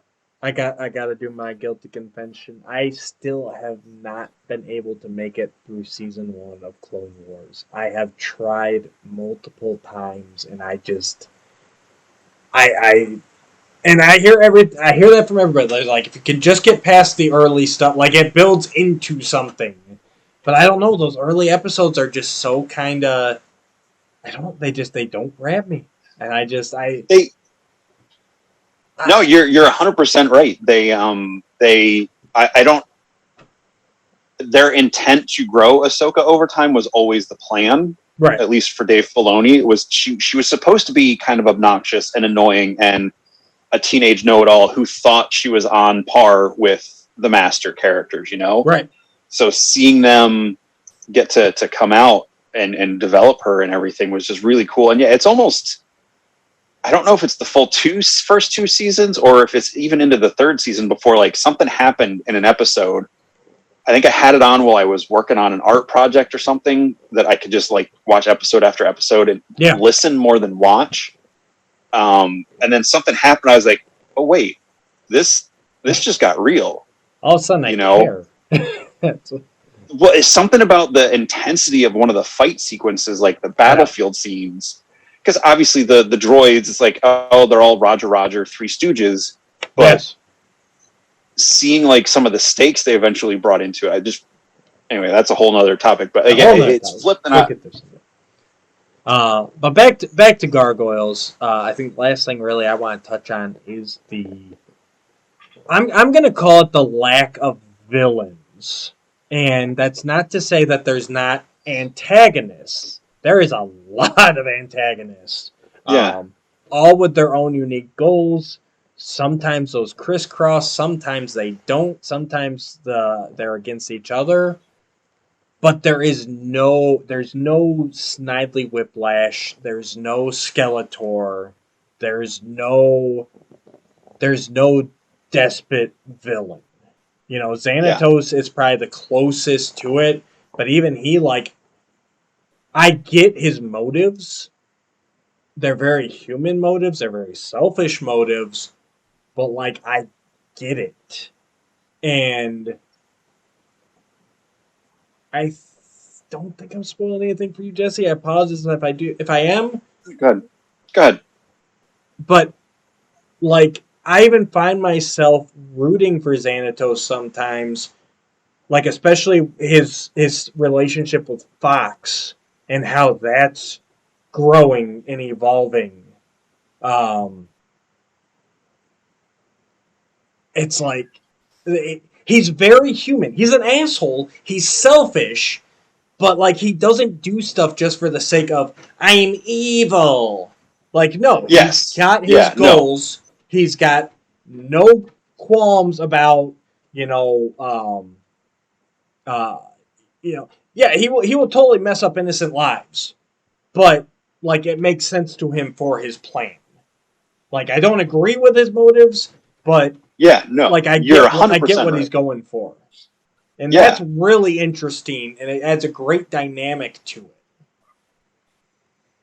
I 100% agree with you. He's one of the least archetypal villains. Like you said, he is like set against and antagonistic towards the Gargoyles at times. At times they have to work together, and they both might not like it, but like they're like, all right, we align and we'll come together for this. And real quick, not to interrupt your train of thought, but when they come together, when Xanatos, needs the Gargoyles or joins forces with the Gargoyles, he's all in. Like, he's not even that I'm gonna double cross them. Like, no, he's like, oh yeah, we need to do this, we're doing it. Like, if he says he's going to, help you light the sky on fire, he's going to help you light the sky on fire. He's not going to double cross. Like, no, this is what I agreed to. This is what we need to do. He won't hurt himself to hurt them. Yeah. And when he does align with them, it's when it's something that he needs or serves his purpose. So like, he's going to be all in. He never does it altruistically, at least to where I'm at this point. There's always something else. Maybe it's not double crossing them, but there's always something else going on with them. And like you said, sometimes you might not know what it is until later, because they mentioned that Eye of Odin early in the series when they steal it from the museum. Mm-hmm. And then there's that whole episode with Fox, which I'm sure they'll get more into it based on what you just said. But that episode where she's got it and what happens to her, and knowing that he like intentionally did that to kind of see what happened, I'm like, how is that okay? Right. But then so at the same I'm intrigued.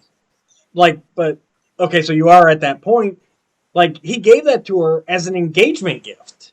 Like, you've got your main villain getting engaged, falling in love, or as much as he can. Sure. Like, and same thing. He's like, I don't feel at least that he's using her. Like, he actually loves her as much as he can love anybody. Yeah, but when he learned it was doing stuff to her, he was like, oh, so that's what that does. I wondered. Like, he knew there was a chance he was putting her in danger. Sure. But then he also, again, joins forces with the Gargoyles and helps get her back. Yes. Like, that's what I'm saying. Like, so that's the interesting thing, right? Where I'm actually like, oh, he fell in love. Like, him and Fox, like, hit it off, and they're engaged now. And like, I don't, like, at the same time, you're like, it's kind of nice that he's a person. You know, he's not just a demon in the tower threatening everything. He's not even the Lex Luthor. Like, he legitimately has a life that he's living at the same time. Yeah. And some people might not like this. He's Tony Stark. Yes. 100%. He's a little more... But Pepper is an assassin. Instead of, she helps him err on that side rather than being his moral compass back. Fox. Yeah, but like they would probably be friends if their egos allowed them to be in the same room together. Like, No, exactly. And I'd say Tony has more of the ego than Xanatos does, but But like even after the opening saga, that 5-parter, right? Like, Xanatos goes to jail. And very, very realistic, right? After all the shit he did, all the cops could pin on him was possession of stolen property. So he gets 6 months in jail. But he allows Elisa access to his tower, his whole company, so that she can visit her friends, the Gargoyles. Like, it's that kind of stuff where he's like he is so not concerned with the police or with, like, yeah, sure, you can go up and visit. Oh, and let her in whenever she wants to. Yeah. Like that. Like, that's the stuff you don't see. That's that character. Like, of course he wouldn't care. Like, what difference does it mean to him? Like, and you got a villain who knows just about all of the Gargoyle secrets, their friends, their allies. He never, correct me if I'm wrong, but he never targets Elisa. Demona does. Demona hates freaking Elisa. Yeah, Demona hates her. But, she's gotten in the way, but he's never, he's never just like, I'm going to abduct her, or I'm going to threaten her, or like, I'm going to, You know what I mean? Like that. Yeah. Dracon and Elisa go back and forth, but as far as I can recall, Xanatos and her are just kind of like, yeah, I know what you're doing, you know what I'm doing, but whatever, like it's I don't like you, inconsequential. but like we have mutual aligned interests, and I'll put up with you. Like, yeah. Right, yeah, exactly. Yeah. It's just it's such an interesting dynamic, and I could never have appreciated those little things as a kid, definitely, but as an adult watching, I'm like, holy shit, these are better written than some of these dramas on TV, like Yeah, character absolutely. wise and plot points and everything else. Like they deal with I some had someone adult at stuff. Yeah, like the whole gun thing, like that. I thought Yo, that was really well done, and the way Brooklyn responds to it and everything Broadway.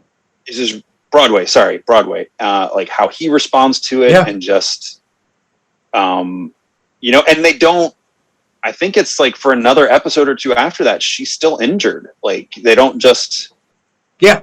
I wrap don't. it up Right. I mean, they don't go in into that episode. gory detail, but yeah, she's definitely on the Yeah.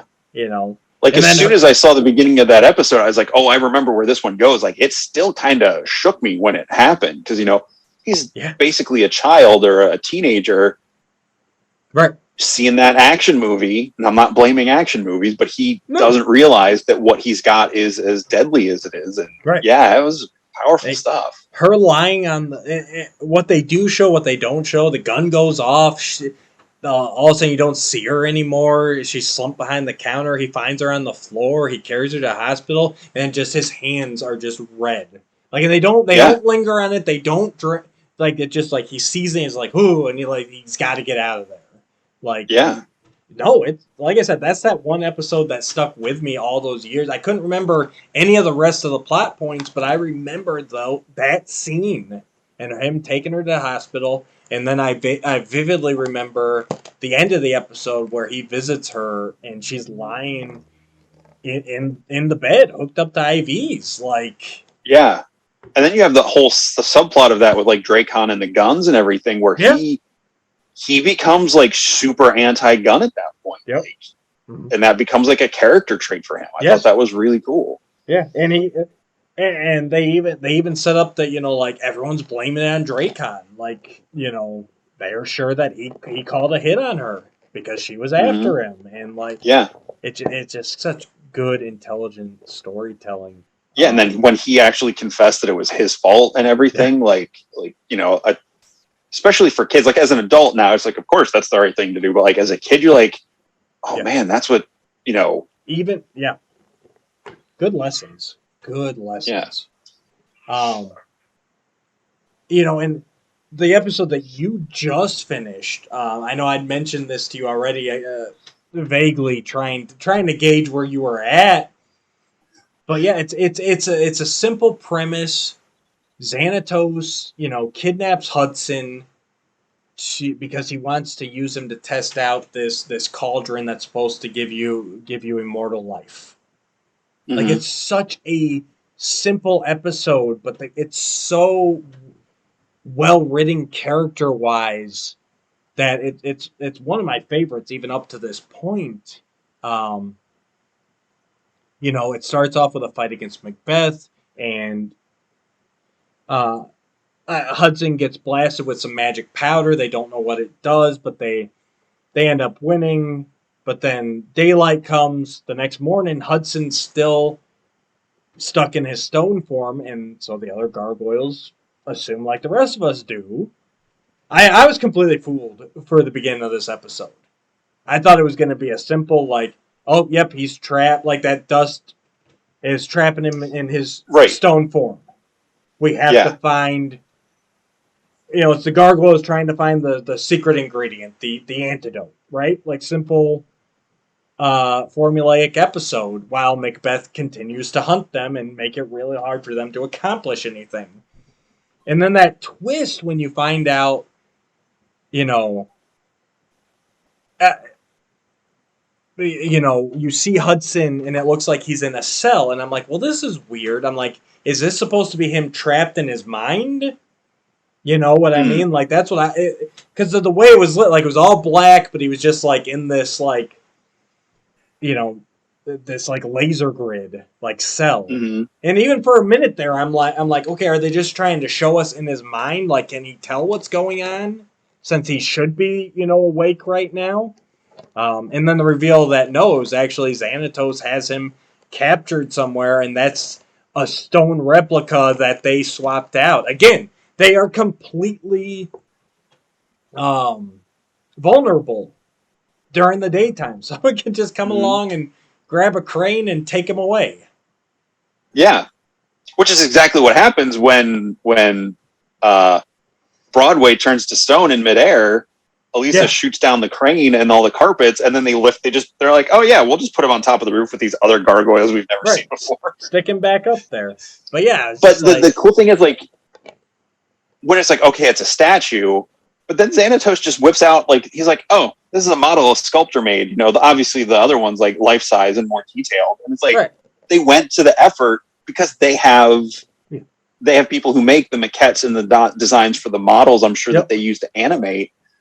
So they included that into the storytelling, which made it more. It's like he's probably got minis of all 5 of them. Yeah, sitting around in his office somewhere. He even makes a point. He's like, yeah, the hardest part was trying to find a replica for your sword. Like, I was like, damn. Yeah, because the sword is a weapon. It doesn't turn to stone. It just he usually holds it when he changes. Like, it's like, damn, that's some planning. But then the whole interaction between them, like, he's like, I kidnapped you because he needed the stone gargoyle skin for the potion, but then he's also going to use it on him because he's the oldest gargoyle, so he wants to make sure that this works. And just the banter back and forth between them, it's like there's no real, like, threat, other than, like, I don't know, it's captor captee, and it kind of has some Barbossa vibes from the first Pirates of the Caribbean. Like, they kidnap who they think is the daughter of Bootstrap Bill, and that all they do is, like, cut her hand open a little bit. Right. And it's like, oh, we don't need to kill you. We just need a couple drops. It's like, oh, it seems like this big nefarious thing, but he's like, oh no, I'm just gonna, Right. I just need that skin. And then, once this is done brewing, like, I'm going to dunk you in there and we're going to see what happens. He's like, you might end up younger. Like, I might actually be helping you. Like, I don't know. But, but then, eventually, once Hudson gets free, and he goes to escape, and Owen goes, Owen, I don't think we ever mentioned, Owen is Xanatos' like, right-hand man. His Smithers to his Mr. Burns. He's like gonna go after him, and Xanatos is like, nah, let him go. He earned it. Yeah. Like, again, like, villains don't do that. Like, true villains don't do that, but he's like, I tried to dunk him. He escaped. Like, he respected him. Like, those are the emotions you don't see out of the true villain. Like, he knows he's going to be a problem again in the future at some point. Right. But he's like, he's like, well, we'll see what happens. And then, what Owen does. Yeah, and then Owen wants to prove his worth, so he sticks his hand in there, and he's like, basically, I forget the phrasing, but it was like, you'll be immortal like the mountain stone. And it literally just turns you into stone. Like, that would have been it. And even then, Van was like, what do you know? And he's just like, and that's the end. And it's like, it stuck with me. I'm like, that was a great written episode. It's masterful writing. I honestly feel parts of it are still ahead of its time for today. Honestly, rewatching it, I'm like, I have not done any behind the scenes stuff. I want to watch the whole series, and then I definitely plan on diving in, finding out who created it, what kind of the behind the scenes were. But I like to watch a whole show, especially when the whole show's available. I like to watch it first, and then go back and find out the details. But yeah, the foresight and the planning in this has just been amazing. Yeah. Yeah, especially when you think about, and I'm not going to go down the whole rabbit hole, but some like larger properties that are out today that had a lot of time to gestate and be developed, and just there was a lack of cohesion between things. Yeah. You know, and it's like there was no reason these should have been better. I'm not going to get into specifics at the moment, but like, you know, when something like this exists that's not based on an existing property, it is just their own thing. And I won't get too deep because I did look up some stuff about it today just because I was like, oh, wait, I recognize that name. I'm like, what did he do? Yeah. And, you know, I was like, oh, okay. Oh, okay. This doesn't seem as like cohesive as a plan as you would think with how well it's mapped out. Really? Or it's not as mapped out as the story plays out, at least. I mean, I didn't get super deep into it, but just they don't attribute the creation of it to any one person or team of people. Really? It's kind of like a couple people get the credit for it, but like it's almost like if me and Shawn were just sitting around a table talking about stuff, came up with an idea, and then next thing you know, it's getting made into a show. But like, who really came up with the idea?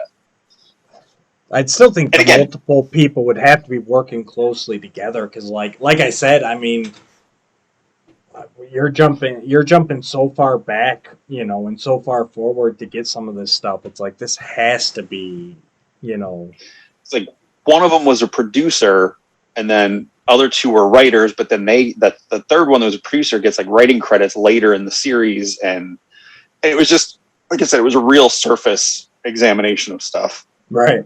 But it was just interesting. I'm like, all right, I'm not saying that they didn't have a plan. It's just the way that there's no like, all right, yeah, Eastman and Laird created the Ninja Turtles at a frat party or whatever. Someone doodled on a napkin. They're like, oh, it's like teenage, you know, there's no like that, at least in the brief lookup I saw. Gotcha. So, yeah, hopefully there's some behind the scenes stuff to dive into. I'll definitely have to dive into that afterwards, and we're going to have to revisit it once we finish the series, but yeah, I'm pumped to keep going because, like I said, it's hitting on all cylinders for me. It's been amazing. Yeah, so I thank you much for bringing this into my life. Excellent.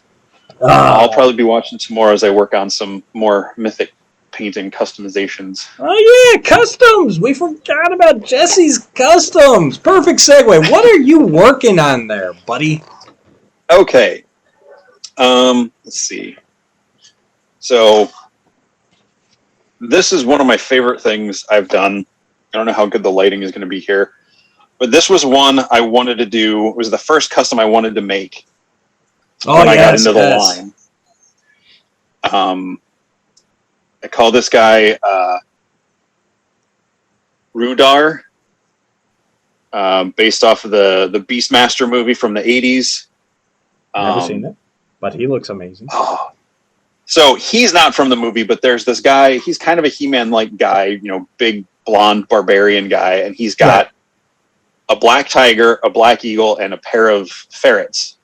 And he can the ferrets will go steal stuff for him. The lion, or excuse me, the tiger and the hawk or eagle or whatever it is. He can see through their eyes occasionally and kind of not control them, but work with them. And they were all black. Well, the ferrets weren't. And so the character's name was Dar, the human, and the tiger was Rue. So I just kind of flip-flopped and made my...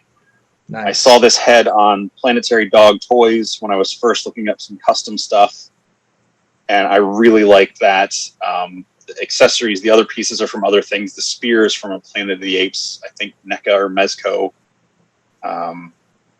from the new trilogy from a couple years ago. Yeah, I really wanted to make him, and I finally did him this week. I took a Ming the Merciless and put one of these tentacle heads on him to make a Mind Flayer Illithid from Dungeons and Dragons, basically. Oh, nice. Now, did that head go on easily, or...? Because of the neck piece, there's just some sticky tack. There's some sticky tack in there to hold it on, but it went on fairly easily. Nice. I'm gonna repaint the staff so it's a different color, and I'm gonna make like a skirt for him. Like a robe skirt. That turned out real nice. I like that. But like this was like gold. All his stuff was like different colors. Yeah. I'm probably gonna replace the cape too.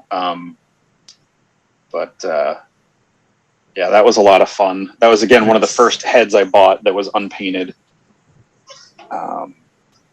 This one's largely a pop and swap with just a custom head. So it's a Templar torso and armor pieces. So all the armor is a Templar with skeleton limbs and a skeleton head from My Action Figure Customs. Okay. I think they call this head Drew. I like what you did with it. But it made me think of Brendan Gleeson's character from Kingdom of Heaven. He is a Templar. He's a bad guy in the movie. Okay. And he has this big red beard. He was, Mel Gibson's character's best friend in Braveheart. So big dude. He's a Templar Knight. So I wanted to make like a skeletal version of him when I saw that beard. So I got the red and white. I still can't, in my canon, get behind skeletons having facial hair, but you did an amazing paint job on there. I think technically it could be a zombie because I think it actually still has the camera's not focusing. I think he does have like physical eyes in there. All right. Yeah. Fair enough. But yeah, that's him. Awesome. A couple more real quick here. I turned Baron Volgar into a vampire minotaur. Yeah, that's one of my favorites you've done. It's so simple, but it works so well, and that head looks so spooky in the white. Yeah, I'm thinking about I have a paint that's called Blood for the Blood God. It's like an effect that looks like, it'll still look like wet blood even when it dries. Nice. So I'm debating putting some of that around the lips. He's got the hooves and everything. Baron Volgar I got at ZoloCon a couple weeks ago. I wasn't that invested in the character, but I'm like, I can pop and swap, do something. Oh, yeah. For sure. And then I was like, oh, wait, will the Taurian head fit on there with the shoulders? And I was like, yeah, that's great. So that was the black Taurian head. And then I accented, some of the armor pieces with the purple, metallic purple and stuff. I love it. Not Mythic Legion figure, but I made it to go with my Mythic Legions. This is Sam from the Hide and Seek movie from NECA's horror line. I got the Trick or Treat, isn't it? That's what I meant. Yeah, Trick or Treat. Sorry, I said Halloween, didn't I? You said Hide and Seek, which is Trick or Treat. Yeah, Trick or Treat. Made So Vivi. it's just a Sam painted. Yeah, I made it. I made a Vivi because he was one of my favorite characters in Final Fantasy IX. Sure. Gave him a Gandalf's satchel from the Lord of the Rings Diamond Select because it was too awkward to put on Gandalf. So I was like, all right, I'll just use it on him. There you go. The staff, I love it. Came from my order from my wife is going to kill me. They're like, tag this code, the special code, and we'll send you something special. So I got that, a random weird elephant head that I don't know what it came from. And a random G.I. Joe, like 80s G.I. Joe figure. It's not a character I remember. I love it. And then I'll do one more here. This is my Dwarf King. So this one I painted and pop and swapped to make this character look this way because he is a character in a story / book I've written. He's the king of the dwarves in that story, and he was more of a scrapper brawler. He's not the typical all decked out ornamental king. Right. And his name's Ragnar Bluebeard. So the head is from, I believe, Wolf King Customs. I'm not sure which, or Legion Shop. I'm not sure who in Legion Shop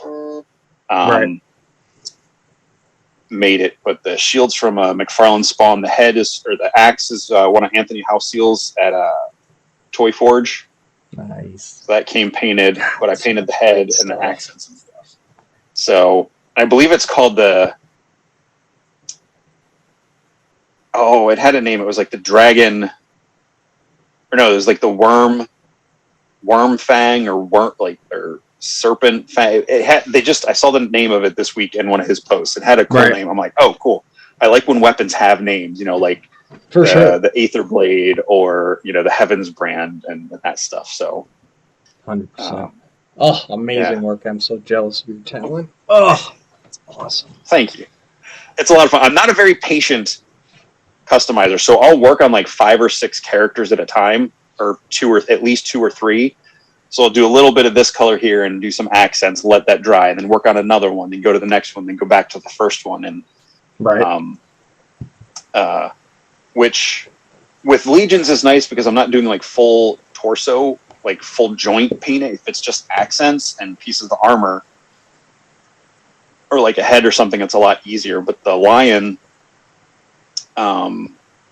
because his wrist joints or the hands were from Hellfire Goblin, they were red. I painted them black. Right. So if I articulate them at all, that's going to wear off. I don't know how to correct that without getting more involved than I have the patience for. So, I'm sure there's somebody out there. If you guys are listening, you know about that, or honestly, you probably post in the Cabal. They're always giving out tips there. I'm sure somebody. I know there's like some sanding you can do on joints to thin it out, and then like you thin your paint down. I just, like I said, for me, if I can get them in a decent pose, and he's still largely articulated because his arms and legs are the original Taurian, or Taurian arms and legs and the torso. I just hit it with a wash to kind of bring the color I was giving him. So, nice. I'll show him again. He's just, he's got like a metallic black gold finish on his face and all of his like body areas, and then his hair. The light's not very good. It's like a more matte. It's still shiny, but it's like a browner color. Right. So yeah. Very. And then I do like this little accent on a nice design feature on the armor. These like claws. These are called like the claw pauldrons. Oh yeah. It has like the gooey bits from like a nail, like a claw that had been ripped off another animal. So I tried to paint it like it was dried up and everything. You paint the purple so it looked like like the flesh part that's under the skin. You got high res pictures on the Cabal? I think all of these I've got pictures over the last week or two of stuff I've been posting on there. Most of them I'm also putting up on my Instagram too. And what's your Instagram, Jesse? Let the people know. Just.shelve.it. So just shelve it with dots between the words. If you want to look that up. Absolutely. Post my collection stuff. Eventually I might get back into doing like reviews of different things. Just time gets away from me to do what I was doing a year or so ago. So 100% it does. But yeah, check out his stuff. Give him a like, a heart, whatever the platform wants you to give them. So amazing work. Thank you. I know the Horsemen are going right now, but I really don't see. Nobody's helping me out here. Have you found anything about the? I've had the stream up since since I realized it was after 8. They're revealing the new characters. There was like this scorpion-looking alien woman, and then what looked like a squad of some sort of troops. Like I don't know. And now there's like the typical kind of like gray alien-looking face, but it's a little more intense looking. Right. No, I was hoping for something. Unfortunately, using Facebook Live, which is quite low res. So. Oh, I'm on YouTube. Oh, are they on YouTube too? All right. I was looking through. I was hoping somebody was taking pictures and just throwing them up there for me to look a little bit closer. So we'll have to hit those at a later time. But that wave it's going up in 15 minutes for pre-order. So definitely by the time this episode drops, that Cosmic Legions Wave 2 is available on storehorseman.com. Get your pre-orders in if you want to. And if you don't, then don't. And for those of you who want different pieces, some of this stuff looks like it would easily translate into Mythic Legion style accessories and stuff. the one they were just showing was a larger one. It's like I said, it's like the typical bulbous head gray alien, but yeah. In the fight posters, it was the taller looking one that looked like it was taller than that Thygar character or whatever his name is. Yeah, she looked like she had long legs there in the glimpse I got of her. So yeah, he or she, whatever it is, it looks like they might be in like the brute scale height wise. It looks like they're a little shorter. They've got the three of them on the table. Human, I don't know, the Deltagar, the alien, and then one of the ogre orcs. And it's just a little bit shorter than the ogre from what I can tell. Very cool. Exciting times. Yeah. So go check that out. Check out Just Shelve It on Instagram. Join the Cabal. Do all that. Go ahead and click some buttons down there. Like, share, subscribe, all that. We got some fun stuff coming up. We hope you enjoyed today's show, and let us know what you think of State of the Store and some of our other segments. Let us know what you want out of Off-World, because we're willing to go just about anywhere. We'll do most things for a podcast, but we won't do that. One thing we won't do. One of us might. All right, Shawn's up since he's not here. Shawn will do that one thing that we won't. But yeah. Anything you got? Parting words, Jesse. Parting words? Use your blinker when you drive. Always use your blinker. Shawn, hope you're having fun. Don't even worry about us. We had fun without you. And until next time, we'll see you on another world.